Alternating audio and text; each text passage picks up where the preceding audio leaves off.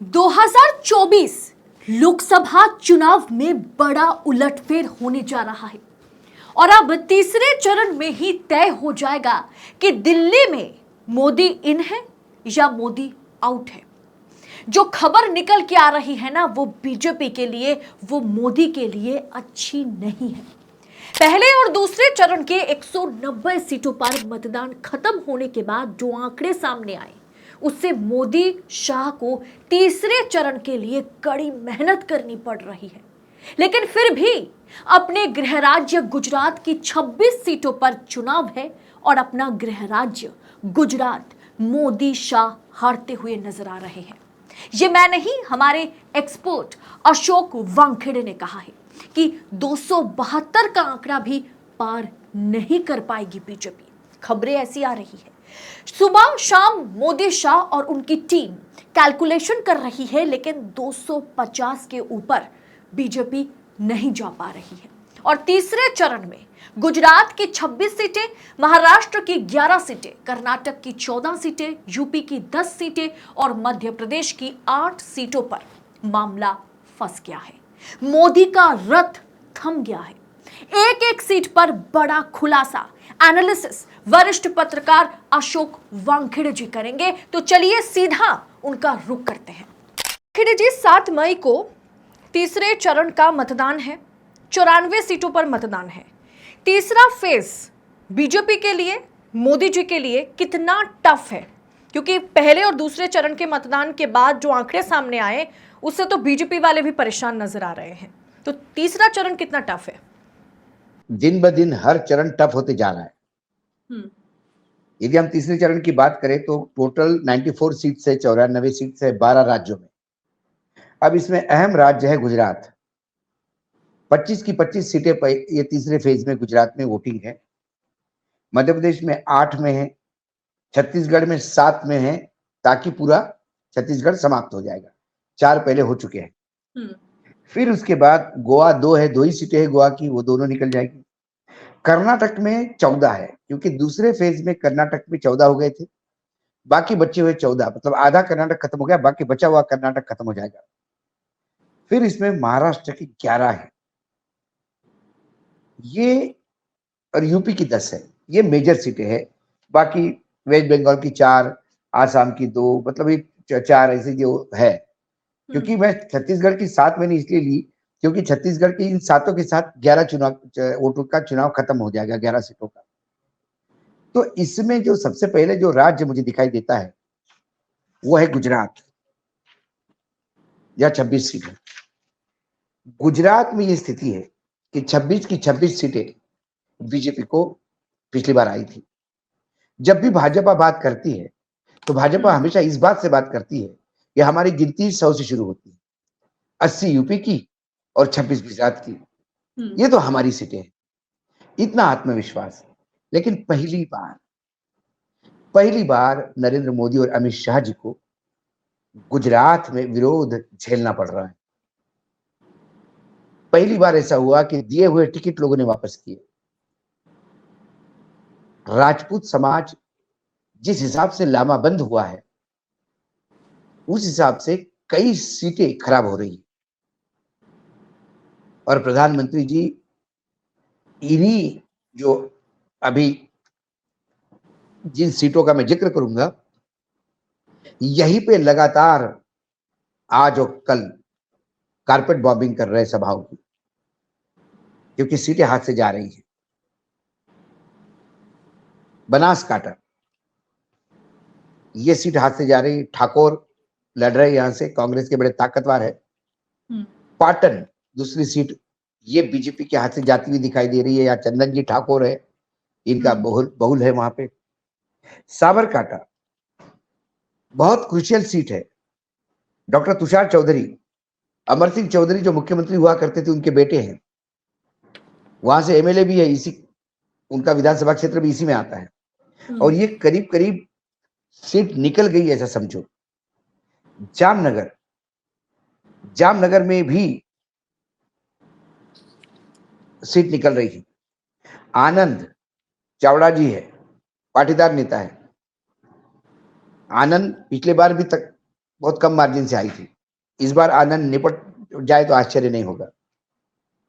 फिर बलसाड़, ये वही है जहां टिकट वापस हो गया था। दूसरा है भरूच, यह आम आदमी की पार्टी को दी हुई सीट है जहां वसावा लड़ रहे हैं। फिर जामनगर की सीट, दाहोद की सीट, सुरेंद्रनगर की सीट, ये सीटें फंसी हुई है। तो कुल 10 सीटें 26 में से परेशानी में है। उसमें से 5-6 सीटें विपक्ष को बहुत क्लियरिटी, यानी कांग्रेस को क्लियरिटी के साथ निकलती हुई दिखाई दे रही है। जैसे एक्सपर्ट्स ये मान रहे थे गुजरात के लिए, आपसे भी मेरी बात हुई थी कि ये केजरीवाल की गिरफ्तारी कुछ हद तक गुजरात में भारतीय जनता पार्टी जिस तरह से आम आदमी पार्टी सामने है बीजेपी के लिए, वो भी एक बड़ा रीजन है। वो बड़ा रीजन है, क्षेत्रियों का बड़ा रीजन है, लोकल नेताओं के झगड़े। बीजेपी कितनी भी मना करे लेकिन वहां दो गुट है। एक है सीआर पाटिल, आनंदीबेन पटेल का, जो ये दावा करता है कि प्रधानमंत्री उनके साथ है। दूसरा गुट है अमित शाह जी का, और दोनों एक दूसरे को निपटा रहे हैं। मतलब अमित शाह जी ने तो कल बाकायदा बड़ी लंबी चौड़ी एक मीटिंग ली, खासकर इस साबरकांठा के यहां से लेके। तो ये तमाम जो सीटें हैं, मतलब मैंने कहा कि ये 10 सीटें जो टोटल है, 10 सीटों में 5-6 तो क्लियर कट निकलती दिखाई दे रही है, और बाकी कांटे की टक्कर है। कल किधर क्या पलटा बैठेगा पता नहीं। लेकिन गुजरात में एक सीट भी जाना, ये कम से कम नरेंद्र मोदी और अमित शाह, इन दोनों के लिए ये संकट का साइन होगा। इसीलिए गुजरात एक पूरा सीट था तो हमने ले लिया। उसके बाद जो दूसरा राज्य है जिसमें ज्यादा सीटें हैं वह है महाराष्ट्र। अब महाराष्ट्र में देखिए, महाराष्ट्र में वैसे ही एनडीए गठबंधन जो है, अजित पवार की एनसीपी, एकनाथ शिंदे की शिवसेना और बीजेपी, पूरे महाराष्ट्र में एक वातावरण इनके खिलाफ है जो लगता है ये पूरा कुनबा सिंगल डिजिट पे आ जाए तो आश्चर्य नहीं होगा। अब इस फेज में महाराष्ट्र में कौन सा है? बारामती है, जहां अजित पवार की पत्नी और अजित पवार की बहन आमने सामने लड़ रही है। शरद पवार की बेटी और अजित पवार की पत्नी सुनेत्रा आमने सामने है, और कहीं ना कहीं शरद पवार को लोग भूले नहीं है। बारामती माने शरद पवार है, तो वहां एज पे है। उसके बाद वहां एक म्हाड़ा करके कॉन्स्टिट्यूंसी है, वहां बीजेपी वर्सेस सेना, उद्धव ठाकरे ये लड़ रहे हैं। ये भी विपक्ष के पाले में जाती हुई दिखाई दे रही है।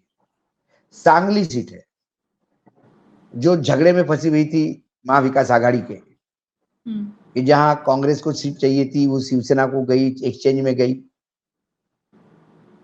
वहां शिवसेना ने आदमी उभा किया, कांग्रेस ने खड़ा किया। कांग्रेस का भी एक रेबल उम्मीदवार वहां पे है। यदि वो निकल जाए तो आश्चर्य नहीं होगा। तो वहां पे उद्धव ठाकरे का उम्मीदवार आया या कांग्रेस का रेबल उम्मीदवार आया, वहां बीजेपी को अभी सांगली में इस बार कोई चांस दिखाई नहीं देता। उसके बाद आइए सातारा। सातारा में जो उदयराजे भोसले है, छत्रपति शिवाजी महाराज के वंशज, उनको उतारा है। लेकिन पिछले चुनाव में वो जब पूरे देश में लहर थी मोदी जी की, और पुलवामा और क्या क्या सब हो गया था, उस लहर में भी वो 87,000 से हारे थे एनसीपी के उम्मीदवार से। इस बार वो बीजेपी के साथ है तो उनके आगे शशिकांत शिंदे है एनसीपी के, जो वहां निकल सकते हैं। फिर आइए आप कोल्हापुर। कोल्हापुर में भी शाहू महाराज जो है उनके वंशज चुनाव लड़ रहे हैं, और वो कांग्रेस से लड़ रहे हैं। सामने एकनाथ शिंदे की उम्मीदवार है। एकनाथ शिंदे कई चक्कर लगा चुके हैं कोल्हापुर में। पैसों की कमी नहीं, बरसात हो रही है, लेकिन कोल्हापुर की जनता शाहू महाराज के साथ, वो भी सीट उनसे निकल रही है। हाथ कंगला एक दूसरी एक सीट है बिल्कुल कोल्हापुर को लग के। वहां धैर्यशील माने जो पुराने सांसद थे, उन्हीं को रिपीट किया गया है। ये शिवसेना के सांसद थे, बाद में वो एकनाथ शिंदे के साथ चले गए, इसलिए पार्टी में वो चले गए लेकिन कार्यकर्ता अभी पीछे पड़े हुए हैं। इसलिए जो वहां सत्यजीत पाटिल जो है उद्धव ठाकरे के ने खड़ा किया है, वो निकलते दिखाई दे रहे हैं। तो ये जो मेजर सीटें जो मैंने अभी गिनवाई, बारामती, म्हाडा, सांगली, सातारा, कोल्हापुर और एक है सोलापुर। सोलापुर में परिणीति शिंदे लड़ रही है। पूरे बीजेपी ने पूरी ताकत लगा के रखी है वहां पे। उस कांटे की टक्कर में मैं मानता हूं। ये वेस्टर्न महाराष्ट्र की सीटें हैं। अब आप आइए कोंकण रीजन में। कोंकण में 2 सीटें हैं, दोनों जगह पे हेवी वेट लड़ रहे हैं। एक है रायगढ़, जहां सुनील तटकरे लड़ रहे हैं, जो अजित पवार के राइट हैंड माने जाते हैं। उनके सामने आनंद गीते हैं, शिवसेना के पुराने सांसद, मंत्री रह चुके हैं केंद्र में। इस पार्टी का इधर उधर जाने में, खासकर जब ये बीजेपी के साथ गए तो सुनील तटकरे का वहां ग्राफ नीचे आया। और एक है रत्नागिरी, सिंधुदुर्ग, वहां नारायण राणे लड़ रहे हैं। नारायण राणे ने जब से शिवसेना छोड़ी तब से वो चुनाव जीते नहीं, हारते आ रहे लगातार। कभी राज्यसभा तो कभी विधानसभा में जीतते हैं। डायरेक्ट एक बार फिर से अपनी प्रयास कर रहे हैं। और वहां शिवसेना ने विनायक राउत को उतारा है। देखिए, शिवसेना का गढ़ है कोंकण। नारायण राणे का प्रॉब्लम, उनके 2 बेटे हैं, वो लाइबिलिटी है उनके ऊपर।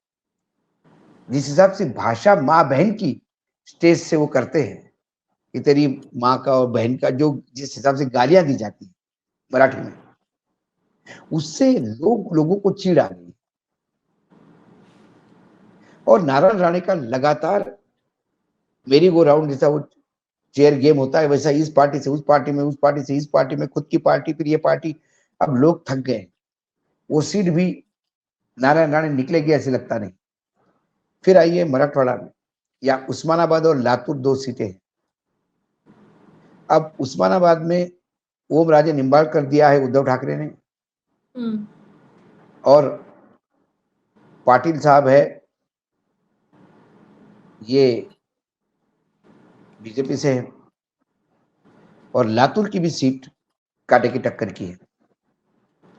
कुल मिलाकर यदि ये टोटल जो हमने गिने हैं अभी तक सीटें, महाराष्ट्र की 11, इन 11 सीटों में 1 या 2 सीटें ऐसी है, या मैक्सिमम 3 सीटें पकड़े, जो थोड़ा बहुत महाविकास आघाड़ी यानी एनडीए को एज दिखाई देता है। बाकी जगह सुपड़ा साफ है। मतलब महाराष्ट्र में जहां नई पार्टी वर्सेस पुरानी पार्टी की लड़ाई है, वहीं पर बीजेपी या गठबंधन फंस चुका है बुरी तरह से, बुरी तरह से। मैं कहता हूं ना कि पहले जब विदर्भ की सीटें हो गई पहले इसमें, तो विदर्भ की पहले सीट, मतलब पहले चरण में विदर्भ हुआ, मतलब पहले और दूसरे चरण में विदर्भ और मराठवाड़ा की सीट हुई।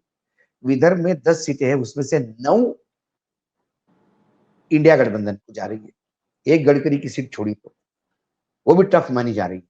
तो इसमें तो सर फिर उथल पुथल हो जाएगा, क्योंकि 48 में से 41 सीटें पिछली बार एनडीए के पास गई थी, और इस बार अगर ये हालत हो जाए, बीजेपी सिंगल डिजिट पे आना मतलब तो 272 के आसपास भी बीजेपी पहुंच नहीं पाएगी। इसीलिए मैंने बोला इस बार रिवर्स हो सकता है, 41 सीटें गठबंधन को, महाविकास आघाड़ी को आ सकती है। ये महाराष्ट्र का थर्ड फेज का सिनेरियो जी। उसके बाद आप आइए 14 सीटों पर। मैं वही आ रहा हूँ। कर्नाटक की जो 14 सीटें हैं, ये ज्यादातर वेस्टर्न और नॉर्दर्न कर्नाटका है। पिछली बार ये पूरा बेल्ट कर्नाटक का जहां चुनाव है सीटों पे, करीब करीब आधा कर्नाटक खत्म हो गया, नीचे वाला कर्नाटक, साउथ कर्नाटक खत्म हो गया, साउथ और ईस्टर्न, अब ऊपर वाला कर्नाटक। इसमें ज्यादातर वो सीटें हैं जो भाजपा की प्रयोगशाला रही है। बेलगाम रही है, बीजापुर रही है, गुलबर्गा रही है, बीदर रही है। बेल्लारी रेड्डी ब्रदर्स के लिए बड़ी फेमस है। तो इन सीटों पे शिमोगा है, इसमें ये भी एक उसी में से, रायचूर ये उसी में सिटी में है। लेकिन ये सीटें बीजेपी के लिए इसलिए तकलीफ में हो रही है क्योंकि हाल ही में जो विधानसभा हुई, इसमें सुपड़ा साफ हो गया बीजेपी का इस सेक्टर। और जो नई सरकार आई कांग्रेस की, उन्होंने अपने 5 गारंटी का इंप्लीमेंटेशन इतने जल्दी शुरू किया तो हम जो बोल रहे वो कर रहे हैं, डिलीवरेंस है। दूसरी ओर मोदी जी की मन की बात तो लोग सालों से सुनते आ रहे हैं। जब मोदी जी की सरकार थी तो भ्रष्टाचार की कितनी सरकार थी वो समझ में नहीं आता। तीसरी बात, वहां पे बीजेपी में भयानक विद्रोह है, कई लोग पार्टी छोड़ छोड़ के चुनाव लड़ रहे हैं, वो जो वोट काट रहे वो। चौथी बात, जो देवगौड़ा की पार्टी जो पिछली बार कांग्रेस के साथ थी, जेडीएस, इस बार बीजेपी के साथ है, तो उनके ग्रैंडसन ने जो Guinness book of world record वाला काम किया है, इतनी सारी महिलाओं के साथ व्यभिचार, मतलब वो तो, जिसका तो डॉक्टर ने मतलब ये सर्टिफिकेट देना चाहिए भाई, क्या 3,000 4,000 मतलब रिकॉर्ड तोड़ कर दिया काम उसका। उसका खामियाजा बीजेपी को भी भुगतना पड़ रहा है। जेडीएस की तरफ से एक ही सांसद थे, वही थे, और पूरा कबाड़ा उसमें हो गया बीजेपी कबाड़ा का। हो गया, ठीक है। तो जेडीएस ने तो कम से कम इतनी नैतिकता दिखाई, इसके बावजूद मैं देवगौड़ा फैमिली के साथ इतनी सिंपैथी होते हुए कि ऐसा भी एक कुकर्मी उनके पैदा हुआ उसके पार्टी में, उन्होंने तुरंत उसको पार्टी से निकाल दिया और स्टेट गवर्नमेंट ने जो एसटीएफ का गठन किया उसका स्वागत किया। ये नहीं बोला बदले की भावना से हो रहा है, उन्हें कहा कि बिल्कुल एसटीएफ इन्वेस्टिगेट करे और उसको सजा दिलवाए। और वो जिस हिसाब से देश भाग गया, देश छोड़ के, उसमें यकीनन सत्ता पक्ष ने मदद की होगी ऐसा मुझे लगता है, केंद्र की, क्योंकि ये व्यभिचारी था। इसके बारे में लगातार राज्य के नेता केंद्र के नेताओं को आगाह कर रहे थे, पत्र लिख रहे थे कि साहब ये भयानक व्यभिचारी है और इसके बहुत सारे वीडियोस मार्केट में है, आप कृपा करके इसको टिकट मत दीजिए। लेकिन फिर मोदी जी को लगा मोदी जी है तो मुमकिन है, क्योंकि व्यभिचारियों से कोई खास नाराजगी नहीं रहती, क्योंकि तो इसका भी खामियाजा जो है बीजेपी को भुगतना पड़ेगा कर्नाटक में। बिल्कुल। तो इस कर्नाटक में, अच्छा दूसरी बात है कि यदि वहां पे कुमार स्वामी ये कहते हैं कि मैं वोकालिंगा नाम, मतलब एक जाति के वो बहुत बड़े रिप्रेजेंटेटिव नेता माने जाते हैं, या डीके शिव कुमार भी उसी जाति से आते हैं, और डीके शिव कुमार उगता हुआ सूरज है, तो उसके पीछे लोग लगे हैं सब।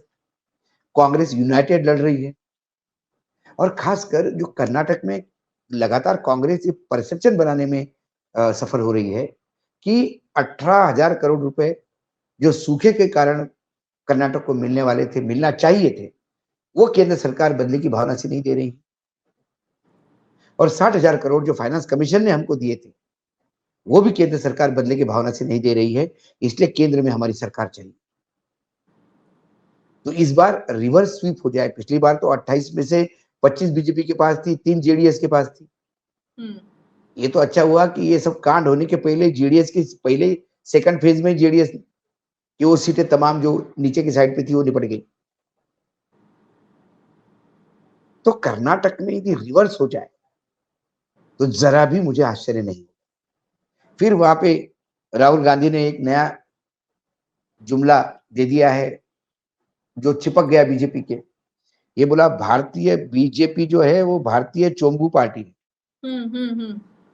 वो चोम्बू मतलब खाली घड़ा, खाली मटका। तो बोले खाली मटका है, इसमें कुछ हाथ डालोगे कुछ नहीं मिलेगा, और वो चिपक गया अच्छी तरह से। तो कुल मिलाकर बीजेपी कर्नाटक में जो थर्ड फेज में जो टोटल रहे बाकी आधे का चुनाव हो रहा है वहां तकलीफ में दिखाई देती है। फिर आप आइए मध्य प्रदेश में। मध्य प्रदेश में जो चुनाव हो रहे हैं अभी, वो मुरैना, भिंड, ग्वालियर, गुना, सागर, विदिशा, भोपाल, राजगढ़, ये पट्टा ग्वालियर से लेके भोपाल तक आप लेके जाइए, उस बेल्ट का ये पूरा एरिया आता है। अब मुरैना में ज्योतिरादित्य सिंधिया का गढ़ है ग्वालियर। हाँ बिल्कुल, इसमें बहुत सारी सीटें बीजेपी की तकलीफ में है इस फेज में। राजगढ़ में स्वयं दिग्गी राजा लड़ रहे हैं, दिग्विजय सिंह, वो सीट निकाल लेंगे। फिर विदिशा में शिवराज सिंह है, वो विदिशा निकाल लेंगे। सागर में गुड्डू राजा बुंदेला है बीजेपी के, वो ताकतवर है। गुना में ज्योतिरादित्य सिंधिया है, सामने यदवेंद्र यादव है। ग्वालियर में कुशवाहा है, उनके आगे प्रवीण पाठक है। भिंड में फूल सिंह बरैया है, सामने संध्या राय है जो पिछली बार चुनाव जीती थी 2 लाख से, बीजेपी की उम्मीदवार बनकर। इस बार कांग्रेस ने उन पे टिकट दे दिया। और मुरैना में जो तोमर साहब पिछली बार लड़े थे, करीब करीब 1 लाख से जीते थे, इस बार शिवमंगल तोमर, जिसको बहुत भारी विरोध है और वहां सिकरवार कांग्रेस ने उठाया, वो जीतता हुआ। तो कांग्रेस के लिए मुरैना, भिंड, ग्वालियर, फिर राजगढ़, तो इन 8 में से 4 सीटें कांग्रेस को प्लस होती दिखाई दे रही है। और उत्तर प्रदेश की 10 सीटों पर भी बात कर लेंगे। उत्तर प्रदेश की 10 सीटों में संभल जो है वो इंडिया गठबंधन जीतता नजर आता है, क्योंकि जियाउर रहमान जो ग्रैंडसन है शफीर उर रहमान बर्क के, उनकी सिंपैथी, उनकी डेथ हो गई। उसके बाद ये संभल मतलब समाजवादी को जाती हुई दिखाई दे रही है। हाथरस जरूर बीजेपी के वाल्मीकि वहां हेवी है। आगरा में बीजेपी निकल जाए आश्चर्य नहीं होगा, लेकिन फतेहपुर सीकरी में बीजेपी निपट रही है। फिरोजाबाद में बीजेपी निपट रही है, राम गोपाल के बेटा लड़ रहा है वहां पे। मैनपुरी से स्वयं डिंपल यादव लड़ रही है। एटा में भी बीजेपी हार रही है। बदायूं में शिवपाल के बेटे लड़ रहे हैं, वो भी हारते हुए लगा रही है।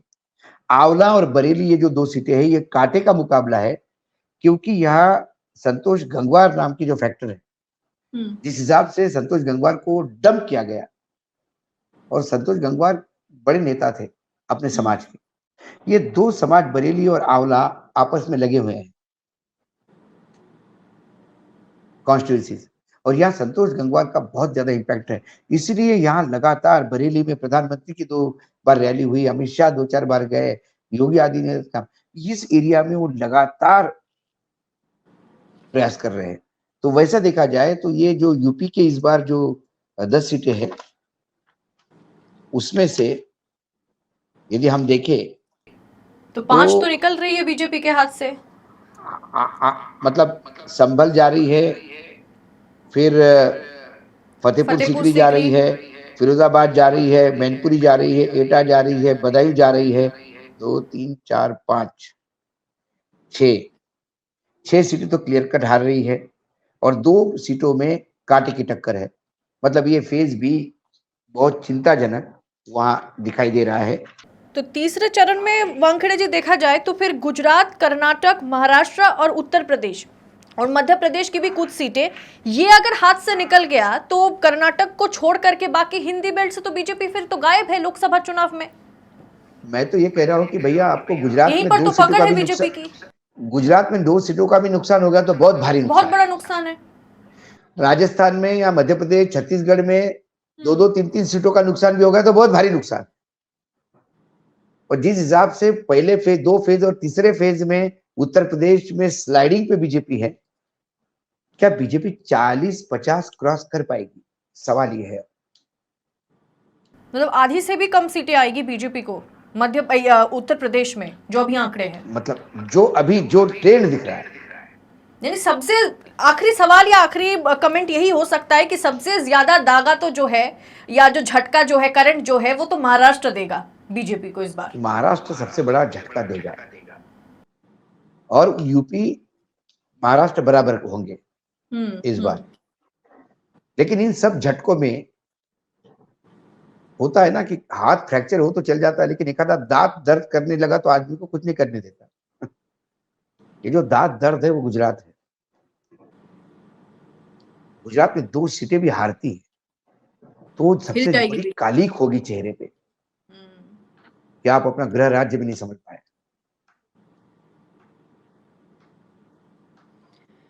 ठीक है वानखेड़े जी, बहुत बहुत शुक्रिया आपका देश नीति के साथ जुड़ने के लिए। धन्यवाद।